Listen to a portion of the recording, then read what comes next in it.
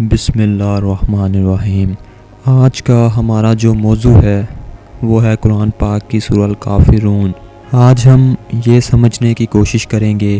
کہ قرآن پاک کی اس سورت میں انسانوں کے لیے کیا پیغام تھا، اس کی اہمیت کیا تھی، اس کی فضیلت کیا تھی۔ سورہ الکافرون میں یہ ان لوگوں کے لیے اعلان تھا جن پر حقیقت اور سچائی پوری طرح سے واضح ہو چکی تھی، لیکن وہ اس سب کے باوجود بھی آپ صلی اللہ علیہ وآلہ وسلم کو جھٹلاتے تھے۔ قرآن پاک کی یہ سورت مکہ مکرمہ کے اس دور میں نازل ہوئی جب قریش مکہ وقتاً فوقتاً رسول اللہ صلی اللہ علیہ وآلہ وسلم کے پاس مصالحت کی مختلف تجویزیں لے کر آتے رہتے تھے، ایک کو مان لیں، اور ان کے درمیان یعنی آپ صلی اللہ علیہ وآلہ وسلم مسلمانوں اور قریش کے درمیان جو رنجشیں یا نزاع تھی وہ ختم ہو جائے۔ اس موقع پر قرآن پاک کی یہ سورت نازل ہوئی جس نے کفار مکہ کی تمام تر امیدوں کو خاک میں ملا دیا، یعنی ان کی تمام تر امیدیں ختم ہو گئیں اور انہیں ہمیشہ کے لیے مایوس کر دیا گیا۔ قُلْ یا ایھا الکافرون، اے نبی صلی اللہ علیہ وآلہ وسلم آپ کہہ دیجئے کہ اے کافرو۔ یہاں پر سب سے پہلے جو نوٹ کرنے والی بات ہے وہ یہ ہے کہ اس سورت کے شروع میں ہی لا تعلقی اور علیحدہ ہونے کا انداز ہے، یعنی کہ قُلْ یا ایھا الکافرون، اے نبی آپ کہہ دیجئے، کیونکہ ایک داعی تو اپنے مخاطبین کو یا ایھا الناس کہہ کر پکارتا ہے کہ اے اللہ کے بندو میری بات سنو، کیونکہ دعوت دینے کا یہی انداز ہوتا ہے کہ اے اللہ کے بندو میری بات سنو۔ لیکن اس سورت کے شروع میں ہی اس کے مفہوم میں ہی یہ واضح کر دیا گیا ہے کہ آپ کہہ دیجئے کہ اے کافرو، یعنی کہ اللہ پاک کی طرف سے دو ٹوک اعلان کر دیا گیا ہے۔ اگر تمام تر کوششوں کے باوجود بھی تم لوگوں نے کفر و انکار پر ڈٹے رہنے کا فیصلہ کر لیا ہے تو تمہارا یہ فیصلہ، یہ طرز عمل تمہیں مبارک ہو، لیکن تمہیں معلوم ہونا چاہیے کہ اس کے بعد اب میری اور تمہاری راہیں جدا ہو چکی ہیں، یعنی کہ یہ دو ٹوک خدائی حکم ہے۔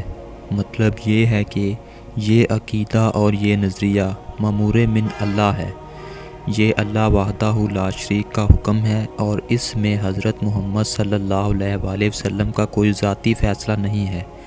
یہ اللہ کا حکم ہے، اور اس حکم سے سرتابی نہیں کی جا سکتی، اور نہ کوئی ایسا وجود ہے جو اللہ کے حکم کو رد کر سکے۔ کہہ دو اے کافرو۔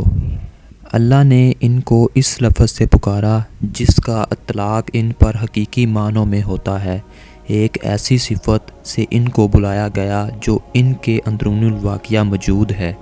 در حقیقت وہ لوگ کسی بھی دین کے پیروکار نہیں تھے اور نہ ہی وہ مومن تھے، وہ حقیقت میں کافر تھے۔ اس طرح اس سورت کے آغاز ہی میں یہ اشارہ دے دیا گیا اور یہ بات مسلمانوں پر واضح کر دی گئی کہ ایک مسلمان مومن اور کافر کے درمیان کبھی بھی اتحاد نہیں ہو سکتا۔ لا اعبد ما تعبدون، میں ان کو ہرگز نہیں پوجتا جن کو تم پوجتے ہو، ولا انتم عابدون ما اعبد، اور نہ تم پوجنے والے ہو اسے جسے میں پوجتا ہوں، یعنی کہ میں ان کی عبادت نہیں کرتا جن کی عبادت تم کرتے ہو،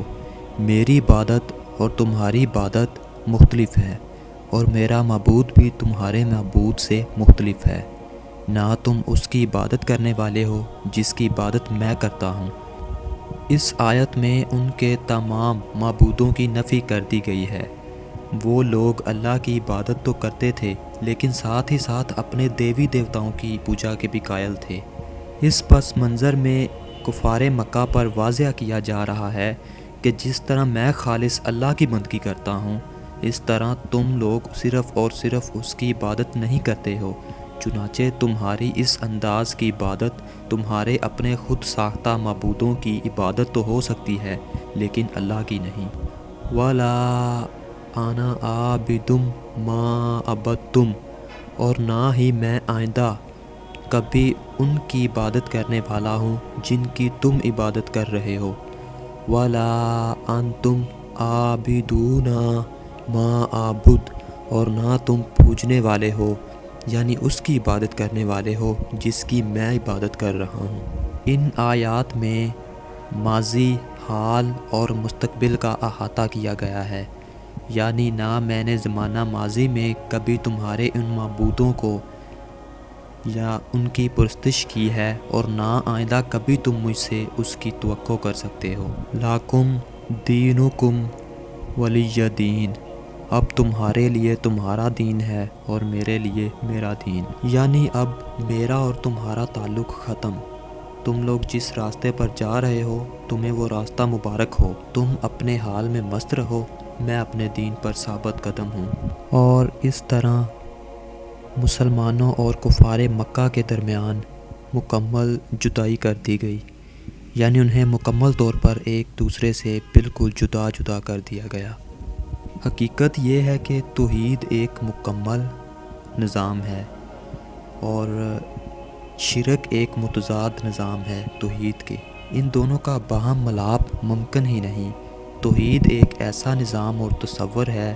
جو انسان کو اس پوری کائنات کے ساتھ اللہ وحدہ لا شریک کی طرف متوجہ کرتا ہے،